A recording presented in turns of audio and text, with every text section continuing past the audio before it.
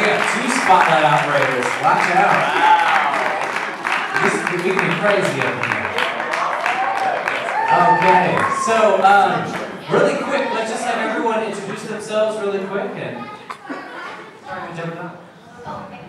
I'm Debrawdawn. I played Myrtle in my costume. Michael Tennant played William F. Whittier. Yeah. I'm Bret Cherland, and I was producer on the film. Bret Cherland, and I played Agnes. And I was the speakers and film operator. Sto Mansion, I composed and recorded the music. Bret Cherland, I played Pendelton. Special effects and the cinematography on the film. I'm Guminiak, I was the mayor! I am Paola Cifuentes, and I was Mattie Whittier. I was Gabriel Diaz, and I played Sam Temple.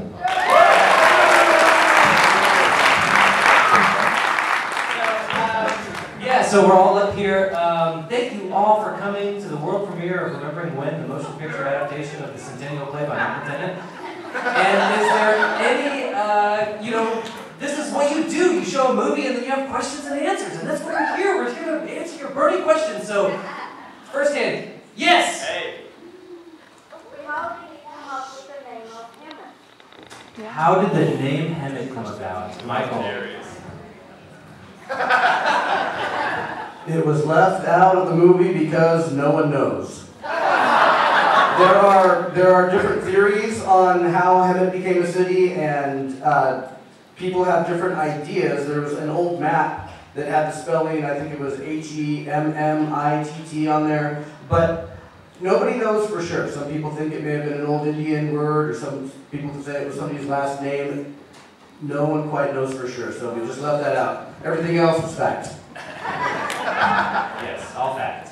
Okay, we have some bright lights on us, so... Right there. Yes. Very front. What happened to the Whittier family? What happened to the Whittier family? Michael?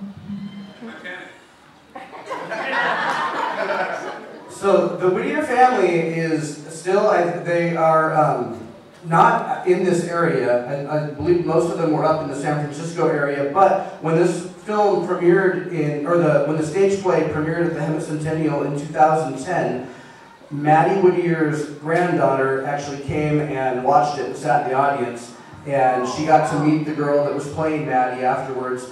And that was nerve-wracking for me because there was some good and some bad about Whittier up there. But she was very happy with the way that her family name was portrayed and really gave us her blessing on it. So they are still about, and I've met one of them. They're alive. It's the bloodline's still running. Right there. Yes. Did the Inland Stage Company put on a play about 5 years ago of this same Remembering When? They did, and they were the first people to pick the play up after it had been done for the Hemet Centennial celebration. A lot of people didn't get to see it, and so they were the first company, theatrical company in town to want to perform it as a stage play, and several of the actors here were playing the parts. This is where Paola played Mattie Whittier. She was one of the first people to play it, and she's probably played the part the most. And I believe that's where Gabriel Diaz came on and started playing Sam Temple. And so if you saw it, you may have seen some of the original cast right there. Yes. If you were to do it over again, would you do anything different in the writing of the play? Oh, right. That's an interesting question. When the Hemet Centennial Committee came to me and they wanted me to put on a play, originally you're thinking, okay, big lights, big costumes, probably a 2-act play, all kinds of actors, and they didn't have a budget for this thing. They wanted about a 45-minute play, but the reason for that is they really, after they did it for the Hemet Centennial, they had hopes to get it into the school system so that the children could study local history and just have a piece of their heritage right there that they could see. And I had no idea it was going to come to this. I never thought it would be turned into a movie. I thought it was just going to be done for the Hemet Centennial and maybe it would never be done again. And so that's why it was, it's about a 45 to 50-minute play with just a few characters. It was originally written to be done on no budget at all. It was just a few actors that would come up and would say the lines to each other and would go back. And several of the actors doubled as other people. Sam Temple and Mayor Brown were the same person. And so that's kind of how, it was written sort of specifically. To do it again, I often had second thoughts. It ends in 1917, and I often thought of what would happen if we did this the second half. And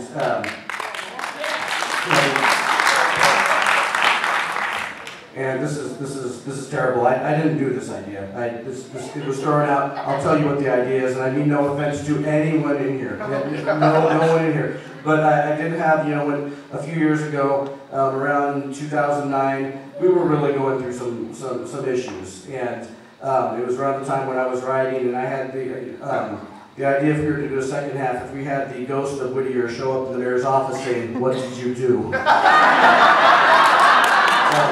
Again, no offense to anyone.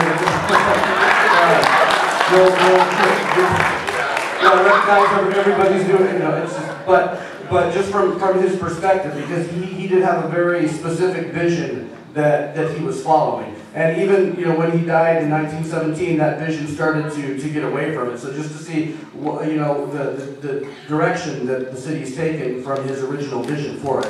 I'm going to give this back to you now.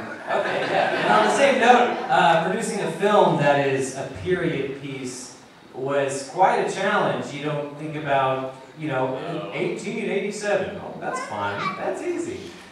So maybe the equivalent of, doing the play for the first time was doing the film in general. It's like, how do you creatively do a period piece? And so, but we're very happy with how it turned out. And Debrawdawn, our costumer, weren't the costumes amazing? They were amazing. So amazing. So happy to have you. Okay, next question. Let's see. Anyone? There's one hand. All right, that one.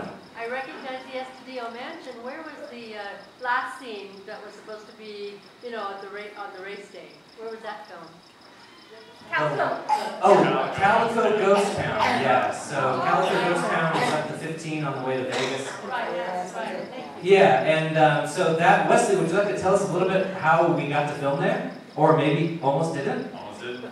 So that location almost gave me a heart attack trying to get it, because doing this film was really our first chance to professionally approach locations and say, hey, we want to film a period piece, and all of the things that entails. So it's like permits, it's checking in with the State Board of National Parks, all these things, and insurance, which is a huge pain in the ass. But, so basically the day before we were supposed to film at Calico, I got a call that basically said our paperwork wasn't correct and we couldn't film there. Luckily, that all worked out, and filming there did work out, but... What? Well, I didn't know about that. Oh yeah, no one knew about that. That was the best part. No one on the crew knew about it. But yeah, that was really the biggest component, was filming at Calico. That was our biggest production day. We had the most crew and assistant support and everything. But it worked out great, and it wound up being super easy once we got, obviously, all our paperwork legitimate and everything. So. It looked great. Thank you. Yes. Outstanding. I have to add on one more thing. You mentioned the Sto Mansion, Yes. and I didn't know this until we got there. It was the funniest thing. The curator who was spending the time with us there while we were filming, she was sitting there and she goes, "Oh my, Mr. Sto would be rolling in his grave right now. He and Mr. Whittier just hated each other." And we're there using his table. We're up there filming the Mayberry death scene in his bed, and then when there was a big picture of him on the mantle, and when we took his picture down and put Whittier's picture up there, and I was standing in front of it, the curator just, "Oh no." It was a great moment. Okay, anything else? Oh yes, over there. I have two questions. Is it true that the building that stands on Harvard that now has La Boutique and Shine in it is actually the building that housed the old Opera House? And have you any photographs of any of the opening nights that you were able to see of people showing up for the operas at that Opera House? So a bunch of our photographs came from the Hemet Library, so a big hand to them for helping us out. They have a whole room called the Heritage Room, and so you can go in there, you can ask about anything they have. It's all organized, it's amazing. So they were a huge help in getting all that together. And so, but to answer your question, no, there were no photographs that we could find of the Opera House for opening nights to use in the film. There were some other little bits of information, voiceovers from Pendelton about this opened up, that opened up, and we ended up cutting it out because we just didn't have the photographic material to visually support those facts. So, there you go, editing, movies. Yeah, oh, the left, yes, right the man. Where was the horse racing at? The horse racing, oh, that's... The stock farm still exists. Yeah, the stock farm, it's still... Down State Street. That's where Ramona had their That's the Ramona pageant had their opening night party there. Yeah. So I guess the grandstand seats 300. Yeah. But yeah, it's still there, but not functioning. But for parties, apparently. You can drive right by it, and you can see the you can see where the grandstand is still sitting there. You can see the actual track. It's just all it's just empty now, but it's an amazing piece of history there. Yes, I see a hand there. Do you know if the museum in Winchester, I understand it is also one of the houses that Estudilio owned at the time. Do you know if that's true? And he used to travel between the house in San Jacinto and in Winchester, and it used to take him about a day to travel that? Any information? Nope. I also heard that he had an underground bunker that traveled from one to the other. That's a lot. No, we don't know. That's a fascinating piece of history, though. Where's Laura going? Oh, She's a parent. Yes, yeah, so Bret and Laura Cherland and their children. Let's give them so an interesting fact about the movie is that many of our cast are educators. So President's Day week was our one window of opportunity to film everything. So we filmed everything in 1 week, just back to back to back. So thank you everybody for that. Yeah, I saw a hand back here, yes. I wondered what your creative reason was for switching from color to the sepia tone. Color to the sepia tone. Oh, you mean like in the office scenes and things, or the photographs? Or? Well, actually, that wasn't sepia tone. That was the color palette of everything in the room. So the entire office was painted basically in sepia tone, and the costumes were in sepia tone. So it wasn't, there's no on-camera filter to make it look like that. That's actually everything in the room. That was our choice for a color palette. So thanks for noticing. That's impressive. Yeah.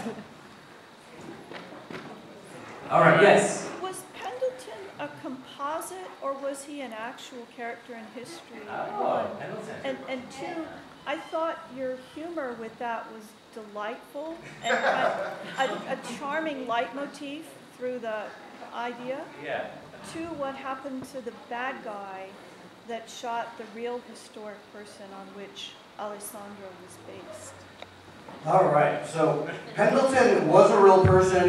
His name was not Pendelton, though. But William F. Whittier did have an assistant that would travel with him. I can't remember what his real name was right now, but creatively we made him Pendelton.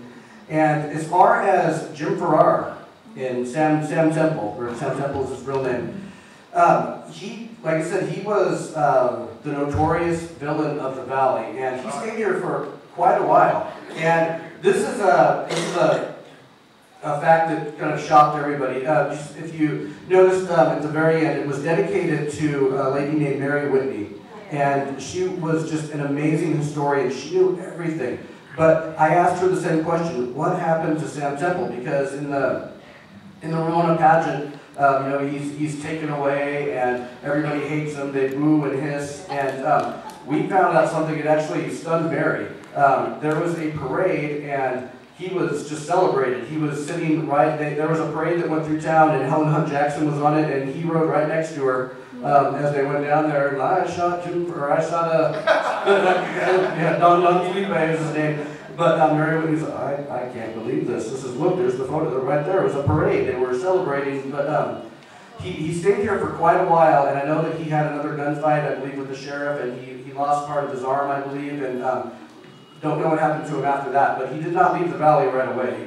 He stayed right around. And Michael's actually the great grandson of Sam Temple.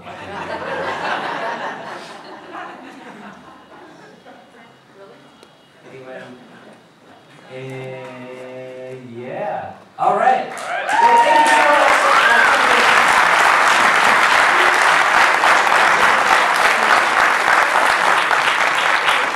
And before we close up, we want to thank you guys so much for coming. And if you would help us to spread the word, if you like what you saw here, if you know other people who would enjoy this performance, we'll be here at 3 o'clock tomorrow and at 7 o'clock. And if you could help us to spread the word on social media or any way you have to help us out, we're really hoping to be able to get this film into the school district and to maybe be shown to students and just have a gift to the city so that there's an official story of how everything happened here. We've got DVDs available in the lobby. They've got a director's commentary and some other bonus features on them. So if you liked what you saw today, you can consider that, and we would love to say hello and answer any more questions for anyone who's got them.